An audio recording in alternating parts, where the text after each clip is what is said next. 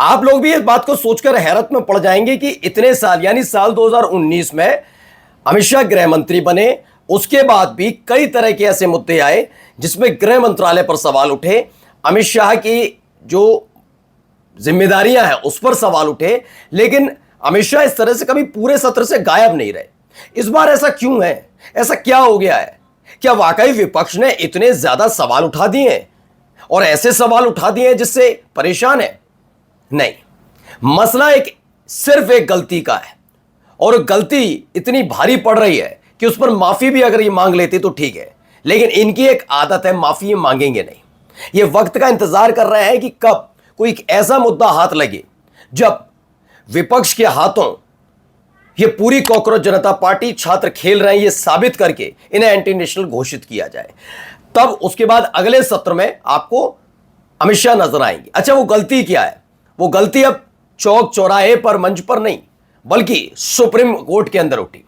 आज आपको दिखाऊंगा कि लाठीचार्ज से लेकर अगर आंसू गैस के गोले छोड़ भी दिए जाते तो यकीन मानकर चलिए इसी संसद के अंदर तीसरे ही दिन, एक दो दिन छोड़ दिए, तीसरे दिन नजर आ जाते अमित शाह, लेकिन अब तक नजर नहीं आए। तो क्या आंसू गैस के गोले और लाठीचार्ज वाले मामले से बड़ा कुछ हो गया था वहां पर जिसका एक्सपोजर हुआ है? और यकीनन इसी ने अमित शाह को टेंशन में डाल रखा है, क्योंकि दोनों ही मुद्दों पर, चाहे वो ये बात माने कि उनके आदेश पर यह हुआ या उनको पता नहीं, दोनों ही मुद्दों पर उनकी कुर्सी पर ग्रहण लग चुका है। तो क्या क्या हुआ सुप्रीम कोर्ट के अंदर वो भी आपको दिखाऊंगा कैसे जो संवैधानिक पदों पर बैठकर भी सरकार की पैरोकारी करने में जुटे थे वो भी इस पूरे मसले के बाद डरे सहमे हुए हैं। क्यों इस बार विपक्ष ज्यादा ताकतवर नजर आ रहा है? क्या कुछ वजह है कि पूरा देश राहुल गांधी के दिए गए बयान या राहुल गांधी के उठाए गए मुद्दे पर एकजुट नजर आ रहा है? नमस्कार, मैं हूं प्रज्वल गौतम और आप देख रहे हैं टाइम्स एक्सप्रेस। हर एक विपक्ष की जिम्मेदारी होती है, जिम्मेदारी हो कर्तव्य या फिर अधिकार का, ये जो भी आप मानना चाहें। वो सरकार की आलोचना करता है, सरकार पर सवाल खड़े करता है, और ये काम बीजेपी भी करती रही है जब कांग्रेस की सरकार थी। लेकिन ये पहली बार ऐसा मुद्दा, ये वाला मुद्दा है कि जिस व्यक्ति को सबसे ताकतवर बताया गया वो मंत्री इतने दिनों तक गायब रहे। जी, अमित शाह का जिक्र मैं इसलिए कर रहा हूं कि अमित शाह के लिए अलग अलग तरह की कसीदे गढ़े गए इस गोदी मीडिया की तरफ से, बीजेपी की तरफ से। किसी ने चाणक्य कह दिया, किसी ने लौह पुरुष कह दिया, मैं सोची सरदार वल्लभ भाई पटेल से तुलना कर दी।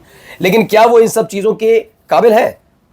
क्यों कह रहा हूं? पहले चाणक्य वाला फॉर्मूला समझ लीजिए। चाणक्य नहीं है वो, जिसके हाथ में सीबीआई, ईडी, इनकम टैक्स वाले विभाग जैसे विभाग होंगे तो आप भी चाणक्य बन जाएंगे। सत्ता कैसे पलटी जाती है उसके लिए कर लिया जाएगा, कोई बड़ी बात नहीं है, ऐसे उपमा का कोई जरूरत नहीं। और बात रही लोह पुरुष की, तो कितने हैं पूरे संसद सत्र में हमने देख लिया। अब एक जरा सुप्रीम कोर्ट के अंदर हुई सुनवाई का यह हिस्सा सुनना बहुत जरूरी है। टुकड़े टुकड़े में सुनवाऊंगा, लेकिन सुनिएगा जरूर, से पता लगे आपको कि आखिरकार अमित शाह वाकई क्यों नहीं आ पा रहे संसद के अंदर। तो जरा सुनना शुरू करिए। It had fallen from my lords. I have actually done a deep dive and research in this. From 1967 to now, there is not a single standing order or regulation mentioning the use of pellet gun. It was used, and please let me finish. It was used in 2010 in Kashmir and subsequently in 2016. There is an SOP in 2011 prepared by a task force headed by the Union Home Secretary, and in 2016 there was a high part committee. That report is not available. There is no standing order of Delhi police that allows. अब आप अंग्रेजी में अगर नहीं समझ पाए तो मतलब, क्योंकि इस तरीके से बोला जा रहा है जब हम वीडियो में सुनवाते हैं तो नहीं समझ पाते, लेकिन मैं आपको बता देता हूं कि क्या कह रही है। पूरा मसला पैलेट गन के इर्द गिर्द आकर खड़ा हो गया है। बिहार में AK-47 का इस्तेमाल ये पहली दफा था जब छात्रों पर AK-47 का इस्तेमाल किया जाता हो।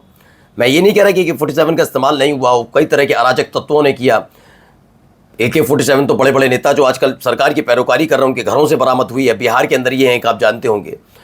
तो AK-47 का इस्तेमाल कभी छात्रों पर नहीं किया गया, खासकर अपने देश के अंदर आज तक नहीं हुआ। अपने देश के अंदर कभी पैलेट गन का इस्तेमाल दिल्ली में नहीं हुआ है, कश्मीर में हुआ है।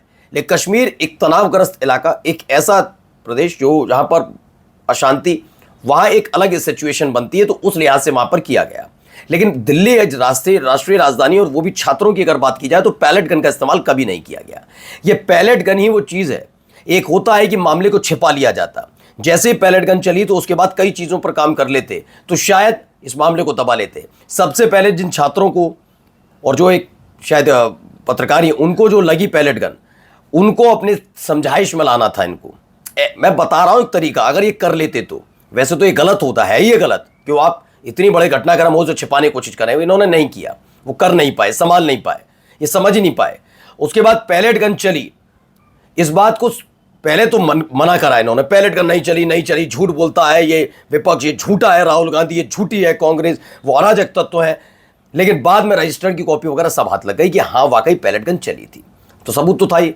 ऊपर से एम्स की रिपोर्ट आ गई कि हाँ पैलेट गन चली है, चाहे दरामल लोहिया की एम्स में, दोनों में से किसी की रिपोर्ट आई, हाँ पैलेट गन से घायल हुए हैं और ये जो छर्रे लगे पैलेट गन के हैं, तो इसमें पूरी तरह से फंसे। अब पैलेट गन चल जाना अपने आप में बहुत बड़ी बात है।